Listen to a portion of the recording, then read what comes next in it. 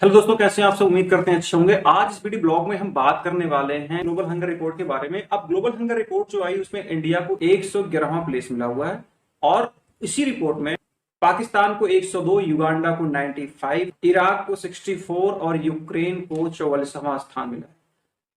अब जो मैं आपको डाटा दूंगा ना, जो भी मैं आपके सामने डाटा रखूंगा वो डाटा IMF का है, वर्ल्ड बैंक का है और UN का है। तो उस डेटा को आप जाके ऑनलाइन सर्च कर सकते हैं जो इन्होंने डाटा दिया हो।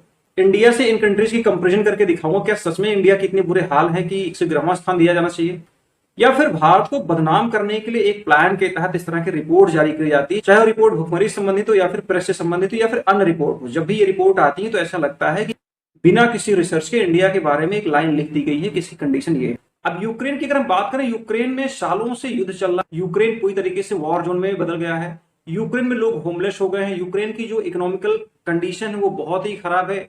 हाई इन्फ्लेशन रेट है। कंडीशन यहां पहुंच गई है कि जो पॉवर्टी लेवल 5% थी वो पहुंच गई है 25% के आसपास। अब इसके बावजूद यूक्रेन को 44 प्लेस मिला हुआ है, यानी कि उसकी कंडीशन बेटर है। अगर हम इराक की बात करें जिसको 64वां रैंक मिला हुआ है, तो इराक की कंडीशन ये है कि वहां पर 31% से अधिक पॉवर्टी लेवल है और उसकी कंडीशन क्या है, 64, यानी कि वो भी इंडिया से बेटर है। अगर इसके बाद हम युगांडा की बात करें तो युगांडा को 95वां स्थान मिला है। अब वहां पर गरीबी रेखा की स्थिति यह है कि वहां पर 41% से अधिक लोग गरीबी रेखा के नीचे जी रहे हैं और उसके बाद उसको कौन सी रैंक मिली हुई है, 95। अगर हम पाकिस्तान की बात करें तो पाकिस्तान को 102वां रैंक मिला हुआ है, यानी कि इंडिया से वो भी बेटर कंडीशन में है। हम पाकिस्तान के बारे में थोड़ा सा डीप डाटा को समझते हैं। पाकिस्तान के बारे में इसलिए समझना जरूरी है क्योंकि पाकिस्तान हमारा पड़ोसी देश है। अगर इसके बारे में बात करें तो पाकिस्तान की इन्फ्लेशन रेट लगभग 20% है। इन्फ्लेशन रेट 20% है और वहां पे पॉवर्टी जो रेट है, यानी कि बिलो पॉवर्टी रेट है, वो 40% है। 40% लोग गरीबी रेखा के नीचे जीवन यापन कर रहे हैं। उसके बाद पर कैपिटा इनकम वहां पे $5090 है। अब इसी तरह कंपैरिजन हम इंडिया से कर लेते हैं। इंडिया में कंडीशन क्या है। इंडिया का 2022 का इन्फ्लेशन डाटा अगर लेंगे तो वो 6.7 के आसपास है और पाकिस्तान का 20%। कितना डिफरेंस है दोनों में, लेकिन फिर भी पाकिस्तान इंडिया से बेटर है। उसके बाद अगर हम पर कैपिटा इनकम की बात करें तो लगभग $5630 इंडिया का पर कैपिटा इनकम है, जो कि पाकिस्तान से ज्यादा है।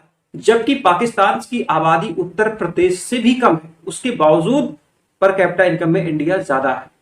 अगर हम भारत के बारे में बात कर ले, गरीबी रेखा के नीचे जीवन यापन करने के बारे में, 2015-16 के डाटा के अनुसार लगभग 25% लोग गरीबी रेखा के नीचे जीवन यापन कर रहे थे।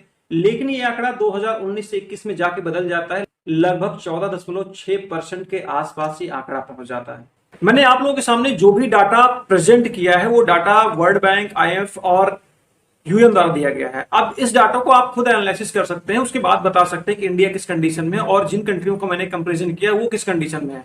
तो जाहिर सी बात है, जो इंटरनेशनल फोरम है जो इस तरह के इंडेक्स जारी करता है वो एक बायस्ड मानसिकता से जारी करता है।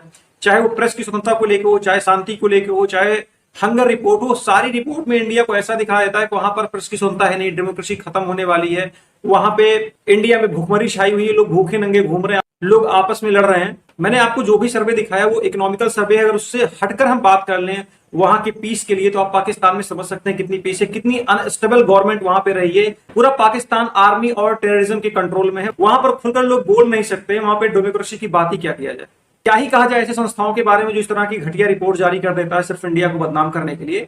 अब इसी रिपोर्ट के डाटा को उठाकर ध्रुवाटी जैसे लोग अपनी वीडियो में चिपका देते हैं और बताते हैं देखिए इंडिया की कितनी बुरी हालत है, देश में डिक्टेटरशिप आ गई है, डेमोक्रेसी खत्म होने वाली है, प्रेजेंट गवर्नमेंट पूरी तरह से इंडिया को बर्बाद कर रहा है, सब चीजें बिक रही हैं, सब लोग भूखे हैं, नंगे हैं, न जाने क्या क्या लोग बोल जाते हैं।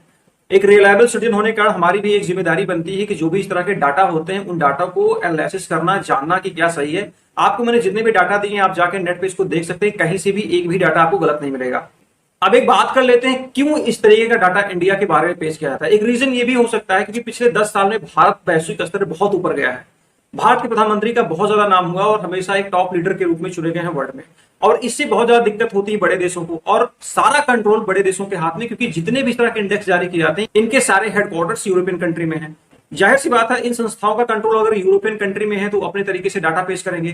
पूरी तरीके से जो इस तरीके का डाटा आता है वो एक बायस डाटा होता है, बिल्कुल एक तरफा डाटा दिया जाता है, बिना किसी रिसर्च के इस तरह के डाटा को पेश कर दिया जाता है। और इसी डाटा का जो भारत में बैठे हुए विरोधी तत्व है वो इसका इस्तेमाल करते हैं, क्योंकि उनको अच्छी खासी फंडिंग भी होती है वहां से। तो इसलिए हमारी भी एक नैतिक जिम्मेदारी बनती है कि इस तरह के डाटा को दूसरों को शेयर ना करके एक बार इसको जान लेना चाहिए, क्या ये सच में ये डाटा ओरिजिनल है या फिर एक फेक डाटा है जो कि भारत को बदनाम करने के लिए दिया जा रहा है। अब वीडियो आपको कैसा लगा इसके बारे में जरूर बताएं। वीडियो को लाइक करें, चैनल को सब्सक्राइब करें, वीडियो को शेयर करें। धन्यवाद।